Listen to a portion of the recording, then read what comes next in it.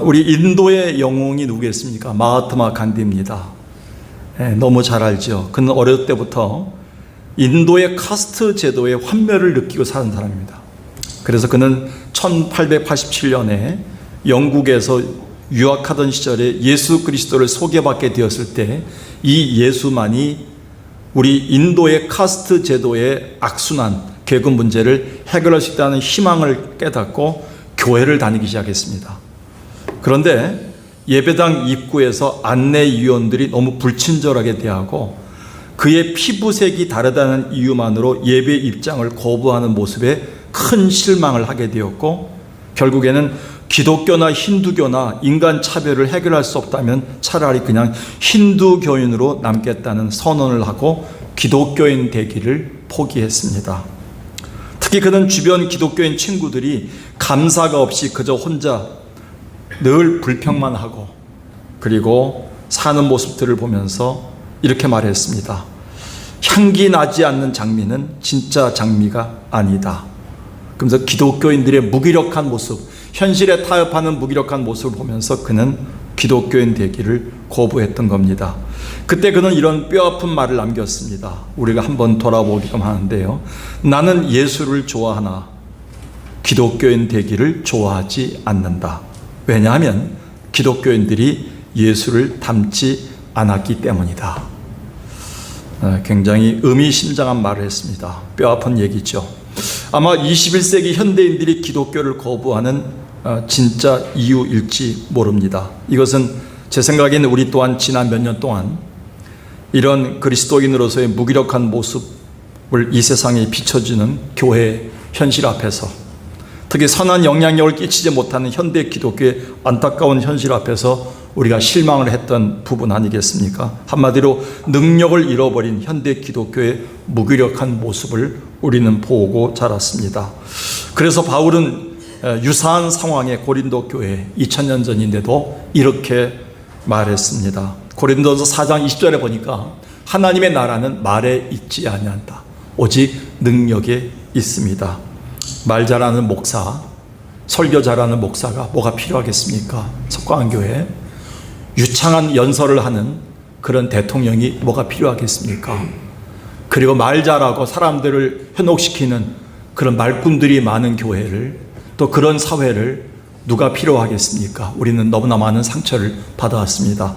근데 그분이 기도하고 돌아서면, 그분이 말씀 전하고 돌아서면, 그분이 나와 함께 만나고 돌아서면, 그리고 그 부모님이 우리와 함께 대화하고 돌아서면 향기가 나고 능력을 행하고 거기에 뭔가 움직임이 있고 깨달음이 있고 우리 눈물이 있고 감동이 있는 삶, 그게 바로 기독교인의 능력이다라고 바울은 고린도 교회 문제를 이렇게 지적하고 그 해결점을 말한 것입니다. 즉 바울은 하나님 나라란 곧 전능하신 하나님이 능력으로 통치하는 곳, 바로 그곳이기에 성도의 성공 여부, 교회의 성공 여부는 그 능력의 여부에 달려 있음을 말했습니다. 여기서 사용된 능력이란 말은 원어로는 듀나미스입니다. 듀나미스는 권능이란 말과 권세라는 말로 성경에 사용되어 있는데, 우리가 잘 아는 폭발하여 많은 영향력을 끼치고 파급 효과를 미치는 다이너마이트라는 말이 여기서 나오게 되었습니다. 그래서 기독교가 말하는 영향력, 바로 그 파급력, 그것은 능력인데 바로 그것은 하나님 나라에 필요한, 하나님의 교회와 하나님의 가정에 필요한, 성도들에게 필요한 필수 요소임을 성경은 가르쳐주고 있습니다. 그런 의미에서 지금은 그 어느 때보다도 우리 그리스도인들에겐 이 능력이 절실한 때입니다. 이 능력을 사모할 때입니다.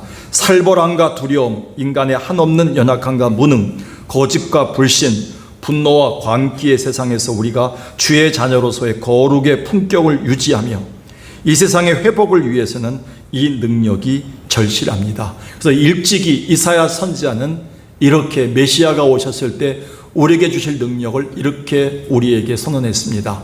피곤한 자에게는 능력을 주시며 무능한 자에게는 힘을 더하시며, 소년이라도 자빠지고 피곤하고 장정이라도 넘어지고 자빠지는데 오직 하나님을 바라보는 자, 그들에게는 새 힘을 얻으리다.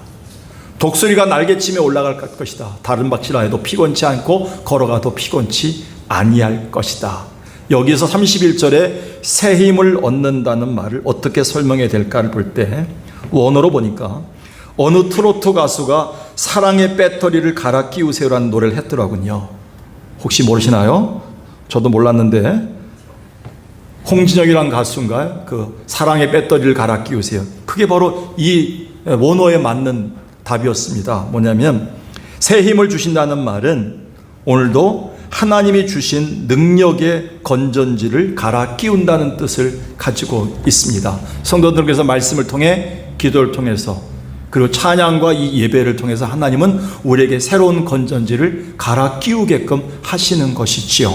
그게 하늘의 능력입니다. 이 능력을 받지 않고는 우리는 살아갈 수 없고, 그래서 우리는 주일 예배가 중요한 것이고 기도와 찬양이 중요한 것임을 알 수 있습니다. 오늘 본문은 대선지자 엘리야가 하늘로 승천할 때 그의 후계자인 엘리사가 하늘의 능력을 입은 사건입니다. 우리는 여기에서 특별히 엘리사가 가졌던 거룩한 소원을 눈여겨봐야 됩니다. 그는 물질과 명예와 안정보다는 이것에 더 간절했습니다. 무엇일까요? 9절에 보니까 엘리야가 엘리사에게 묻습니다. 내가 네게서 데려감을 당하기 전에 내가 네게 어떻게 할지를 구하라. 원하는 게 뭐냐 이렇게 얘기했죠. 근데 엘리사가 이렇게 얘기합니다. 당신의 성령이 하시는 역사가 갑절이나 내게 있게 하소서. 굉장히 중요한 간구입니다. 그래서 엘리사는 스승 엘리야 승천 이후에 이 자신이 감당해야 될 모든 일에 능력 있는 자로 쓰임받을 수 있도록 갑절의 능력을 구한 것입니다. 그렇다고 그가 개인의 사역이나 명예를 구한 것이 아닌 순전히 하나님 나라와 이스라엘의 회복을 위한 능력을 구했던 겁니다. 이것은 오늘 우리에게도 동일하게 주신 우리의 과제이자 주님의 약속입니다. 주님은 승천하시기 전에 이렇게 우리에게 약속하셨습니다. 누가복음 24장에 보니까 볼지어다 내가 내 아버지께서 약속하신 것을 너에게 보낼 것이다. 그게 뭐냐면 너희는 위로부터 오는 능력인데 성령의 능력이다. 오순절날 임했죠. 그날 이후부터 완전히 인생이 변했죠.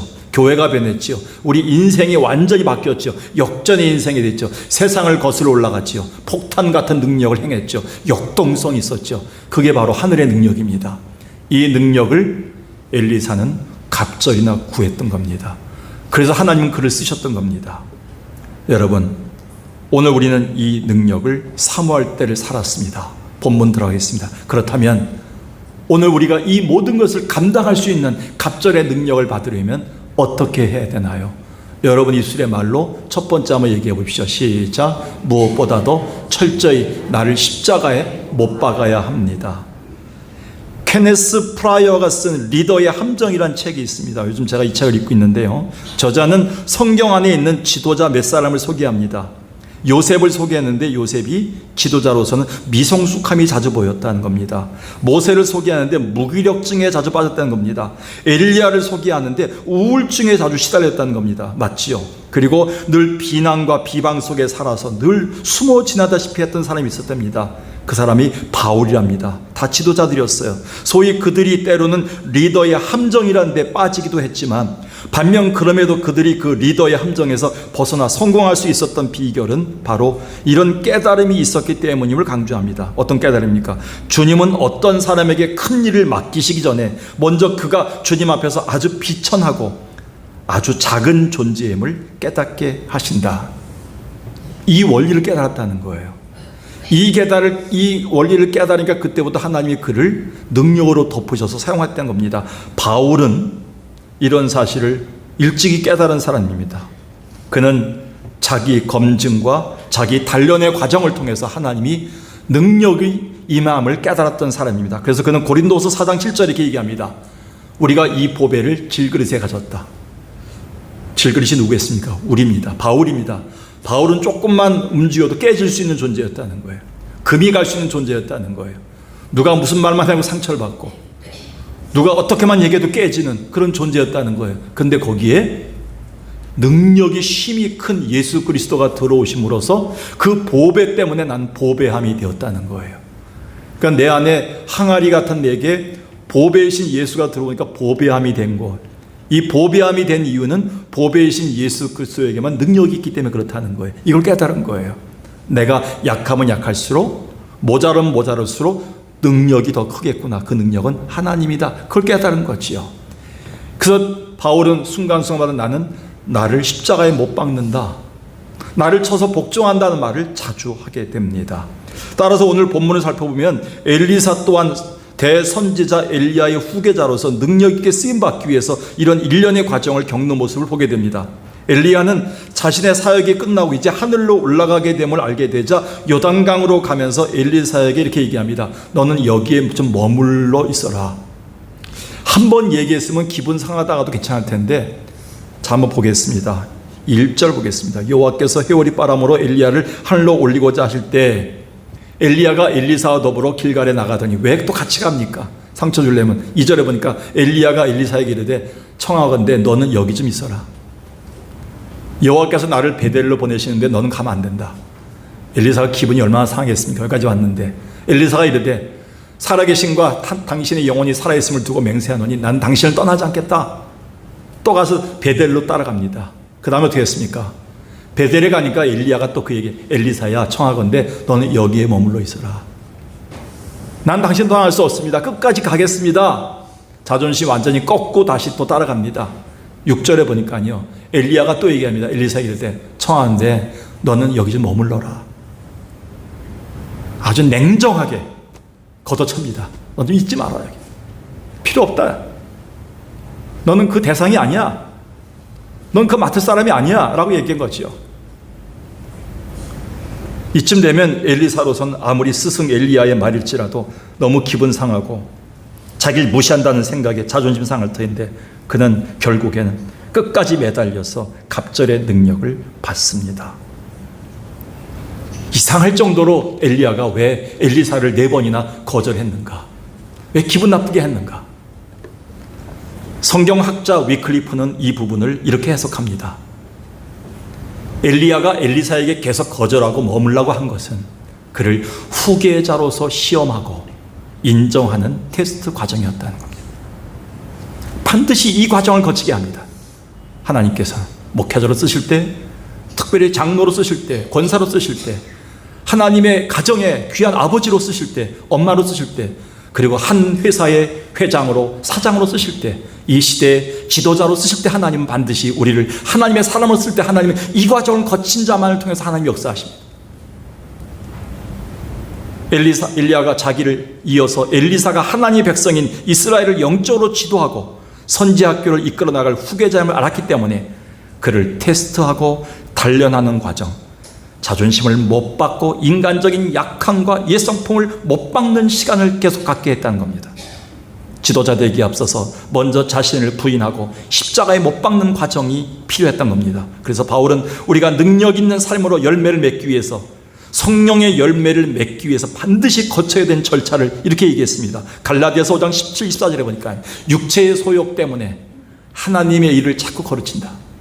성령의 소욕이 먼저 앞서서 육체의 소욕을 지배해서 성령 충만으로 하나님의 일을 해야지 하나님이 하실 일을 이룰 수 있는데, 번번이 이 둘이 싸움으로 말미암아 원하는 것을 하지 못한다. 괴롭다는 거예요. 그런데 24절에 그리스도 예수의 사람이라고 부름받은 사람, 크리스찬들은 육체와 함께 그 정욕과 탐심을 십자가에 못 박은 자를 말한다. 어떤 분이 이렇게 얘기하더라고요. 교회 나가니까 2주짜리 새신자 성경 공부를 마치고 또 중급반에 올라가서 3주짜리 공부를 마치니까 같이 오랄해서 손을 잡고 어떻게 예수 믿고 평안하길 원하십니까? 예수 믿고 구원받길 원하십니까? 예수 믿고 천국 가길 원하십니까? 아멘 아멘 하니까, 그럼 이쪽 그림 중에서 불안한 그림을 택할까요? 여기 안정된 그림을 택할까요? 안정된 그림은 예수님이 계십니다. 그러니까 이 안정된 그림을 택할까요? 거기 손을 대십시오. 제가 손을 잡고 기도하겠습니다. 하나님, 이 사람이 하나님의 자녀가 되길 원했고 5주 성경 코스를 마치고 우리 교회에서 교인이 됐고 이제 하나님 나라 백성이 되었습니다. 예수 이름으로 기도합니다. 아멘. 됐을까요? 이렇게 붕어빵 신자들을 많이 만들어냈습니다. 한국 교회가. 십자가에 못 박는 사람이 없어요. 자기를 죽이고 권사가 되고 자기를 죽이고 집사가 되고 자기를 완전히 못 박고 하나님의 일을 맡은 사람이 없어요. 혈기가 나와요. 날마다 옛성품이 나와요.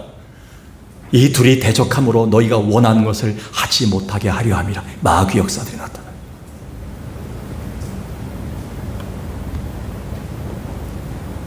여러분, 하나님의 교회가 코로나 팬데믹 이후에요, 정신 차려야 됩니다. 내일은 합신에서 합신 역사상 가장 중요한 회의를 하는데요, 토론회를 갖습니다.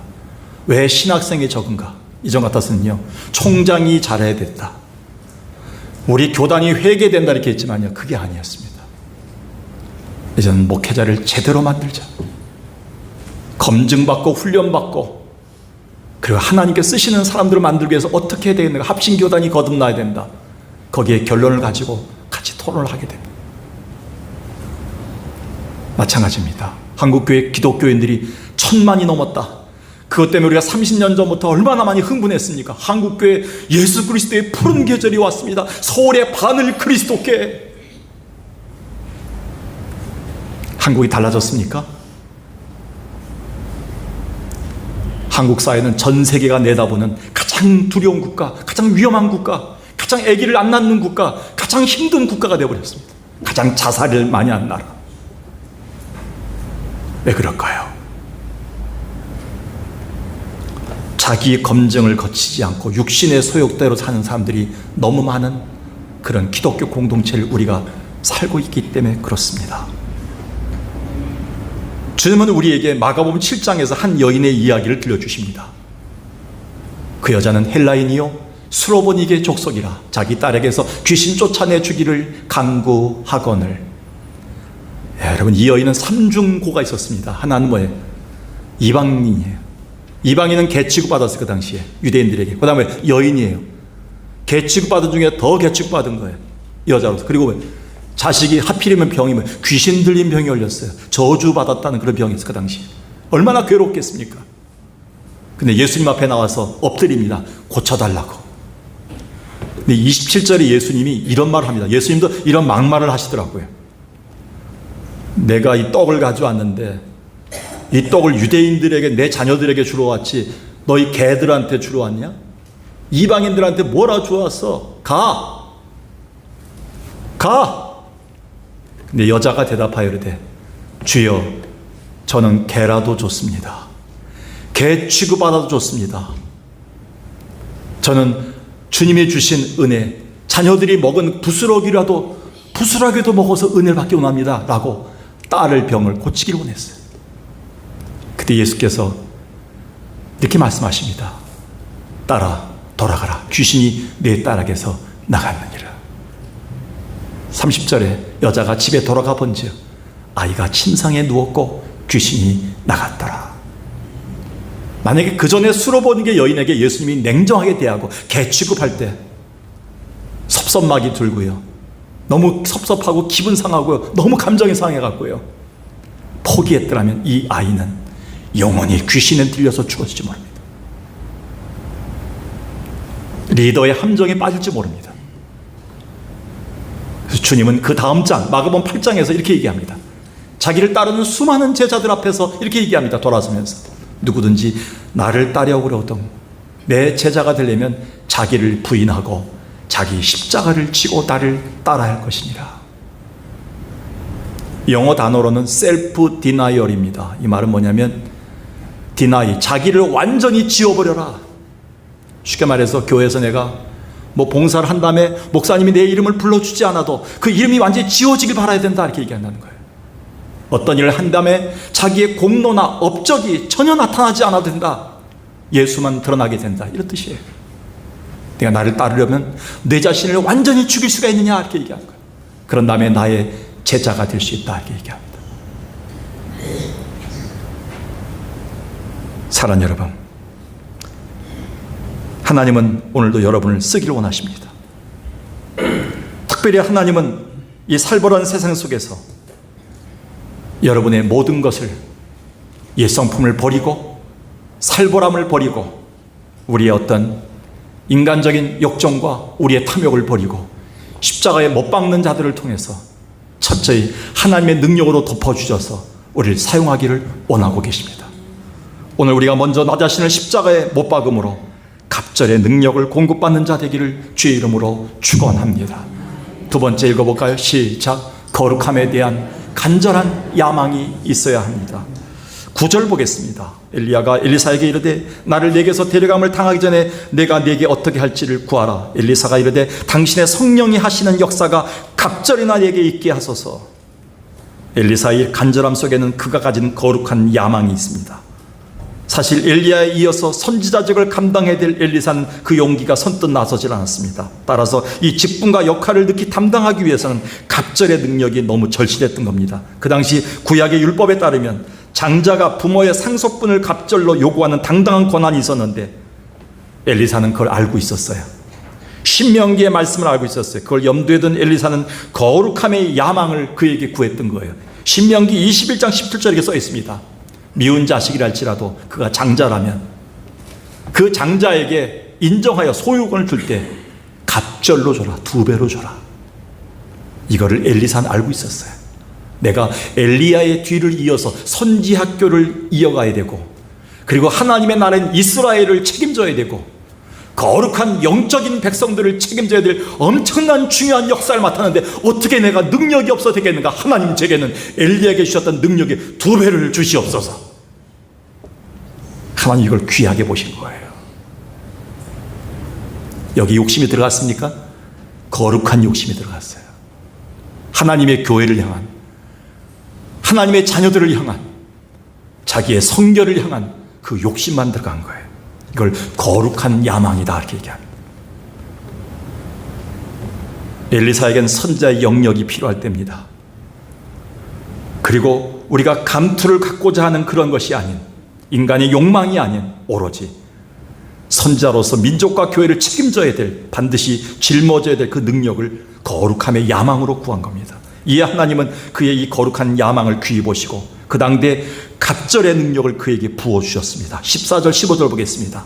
엘리야의 몸에서 떨어진 겉옷을 가지고 물을 쳤는데 엘리야의 하나님 여호와는 어디 계십니까 했는데요, 그도 물을 치매 물이 이리저리 갈라지고 엘리사가 건너니라.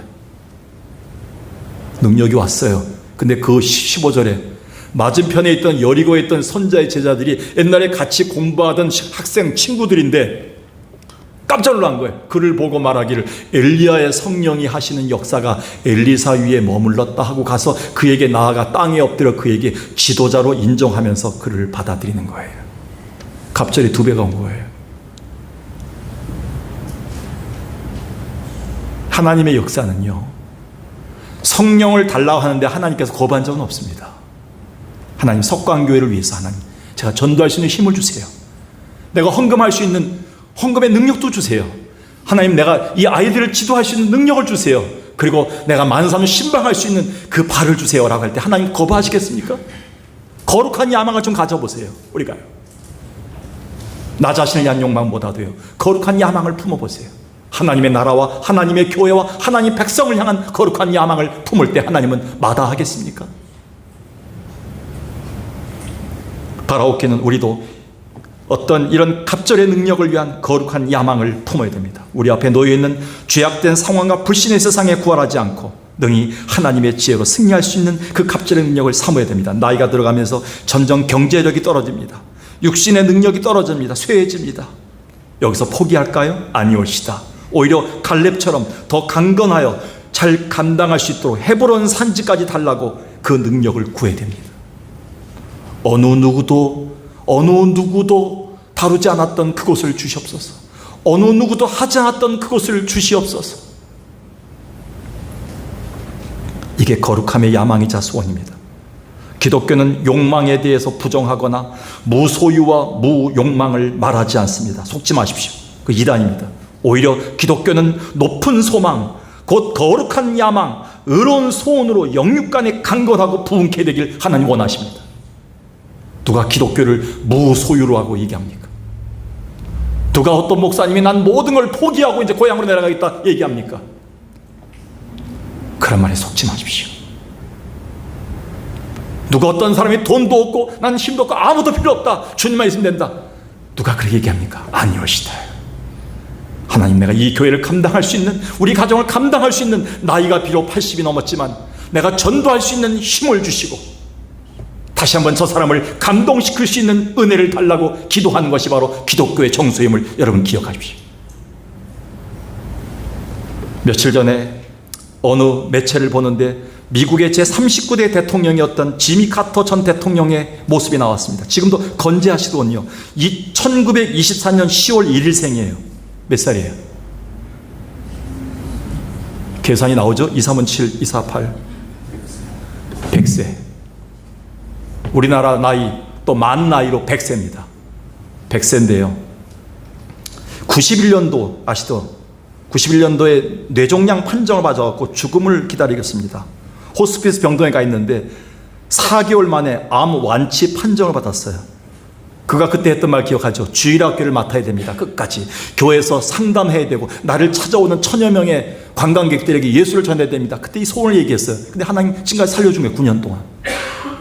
매년마다 지미 카터 대통령한테 300개의 기도 제목과 해결 과제가 온답니다. 전 세계에서. 그가 옛날에 분쟁 지역을 가서 분쟁을 해결했던 대통령 아닙니까? 지금도 팔레스타인 문제, 대한민국의 이 갈등의 문제를 해결해달라는 그런 기도 제목이 올라온답니다.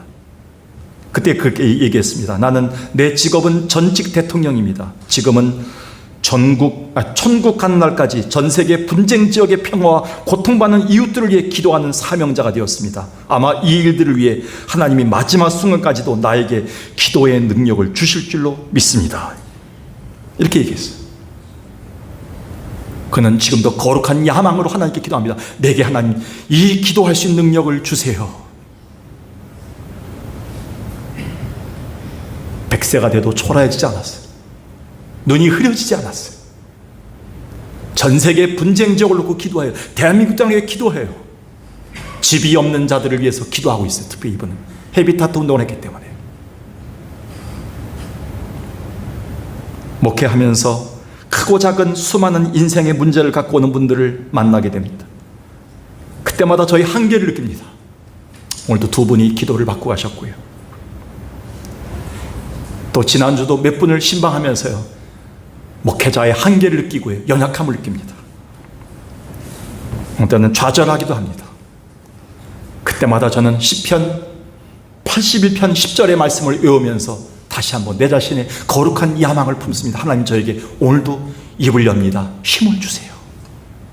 나는 너를 애굽 땅에서 인도하는 여호와 내 하나님이니 내 입을 크게 열라 내가 채우리라. 이 하나님의 약속이에요. 오늘도 돈이 없다고 나이가 들었다고 기력이 쇠했다고 우리는 모든 환경이 어렵다고 말하지 마십시오. 오늘도 지미 카터 대통령이 품었던 그리고 엘리사가 품었던 거룩한 야망을 다시 품으십시오. 하나님 제게 이 일을 감당할 수 있는 힘을 갑절이나 허락해 주세요. 오늘도 거룩한 야망을 품고 갑절의 능력을 소유한 자 되길 주의 이름으로 축원합니다. 마지막 세 번째 읽어볼까요? 시작. 하나님의 능력에 대한 전적 믿음이 있어야 합니다. 엘리야는 하늘로 올라가기 전에 엘리사에게 한 가지 소원을 묻습니다. 그때 엘리사는 성령의 갑절의 능력을 구하죠. 그 순간 엘리야가 그에게 이렇게 대답했습니다. 잘못 읽으면요 부정적으로 얘기한 것처럼 느껴요. 이정 10절에 보니까요. 가로되 내가 어려운 일을 구하는 거다.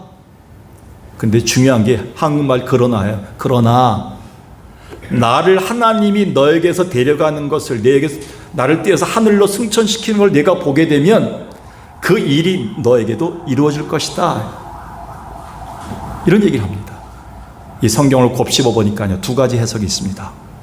한 가지는요 하나님만이 주실 수 있는 능력을 내게 구하는구나. 이건 하나님만이 줄 수 있는 어려운 일이다 이렇게 얘기한 거고요. 또 뭐냐면 나를 이 땅에서 죽음을 보지 않고 하늘로 승천시킨 하나님이라면 이 능력을 너도 믿을 수 있다면 전적으로 믿는 이 하나님 믿는다면 너도 이 능력을 받을 것이다. 할렐루야 이렇게 얘기한 거예요. 근데 엘리사가 이걸 믿었어요. 아멘 했어요. 하나님이 그에게 능력을 주신 거예요. 다시 보겠습니다. 14, 15절에 엘리야의 몸에서 떨어지는 그의 겉옷을 가지고 물을 쳐니까 물이 갈라졌어요. 건넜어요. 그리고 많은 선지자들이 그 앞에 무릎 꿇고 그를 지도자로 인정했어요. 그 다음에 또 사건이 일어났어요. 21절에 그 여리고 땅에 물이 다 썩었어요. 물이 썩어서 토산물들이 다 좀 못 먹는 거예요. 그때 엘리사가 물의 근원으로 가서 소금을 그 가운데 던졌어요. 여호와의 말씀이 내가 이 물을 고칠 것이다 이렇게 얘기했어요. 근데 이 물이 엘리사가 한 말과 같이 고쳐져서 오늘까지 이르렀어요. 엘리야가 하지 못했던 일을 엘리사가 한 거예요. 여러분, 하나님은요 반드시요 어려운 일을 구하는 것, 바로 사람이 할 수 없는 것, 우리 담임 목사님이 하지 못하는 문제, 우리 남편이 하지 못하는 것, 대통령이 하지 못하는 것, 그 어려운 일을 구하기를 원하고 계십니다. 지금 요즘 신문을 보고 싶지 않아요. 뉴스를 보고 싶지 않아요. 그리고 나이 드신 분들이요 요즘 교통사고 나는 걸 보면서요 굉장히 기분이 상해 계셔요. 오히려 40대 50대 분들이 교통사고 더 많은데도 불구하고 조금만 나이 드신 분들이 참 교통사고 나면 고령자들은 반납하라 제가 옛날에 기분이 안 나빴는데 요즘 굉장히 기분이 나쁘기 시작했다. 성경에 사회에서 65세 이상이 고령자가 되어 있더라고요. 제가 저 운전 잘하거든요. 하나님 어떻게 살까요?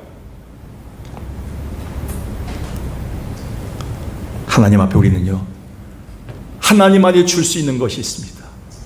우린 그 능력으로 오늘도 살아가야 됩니다. 오늘도 우린 어려운 일을 구하는 신앙의 묘미를 깨달아야 됩니다. 목회자로서 할 수 없는 것이 너무 많습니다. 집의 가장으로 할 수 없는 것이 너무나 많습니다. 교회의 부흥과 가정의 회복과 성도의 능력의 삶은 하나님만의 전적인 주권에 달려있음을 느끼며 삽니다. 이것을 사모하고 인내하는 교회나 가정과 개인에게 때가 찰 때 하나님이 내려주시는 게 갑절의 능력이 아닐까요? 오늘 우리는 하나님 앞에서 이 능력을 사모할 때를 살고 있음을 기억하십시오. 사랑하는 여러분, 여러분이 하나님 앞에서 어려운 일을 구할 때 어떻게 구합니까? 우리는 하나님 앞에 나가서 하나님 기도합니다.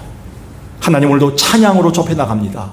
하나님 오늘도 이 말씀 가운데 들었던 말씀으로 하나님 간구합니다. 하나님 어떻게 구할까요? 오늘 하나님 오늘도 어려운 일을 하시는 하나님, 큰 일을 하시는 하나님한테만 의지합니다. 전적인 믿음을 갖고 하나님께 나갑니다. 오늘도 기도로 무릎 꿇습니다. 그래서 우리는 나지막히 엎드립니다. 오늘도 여러분 우리가 하나님의 능력에 대한 전적 믿음으로 갑적의 능력을 받는 자 되기를 주의 이름으로 간절히 축원합니다.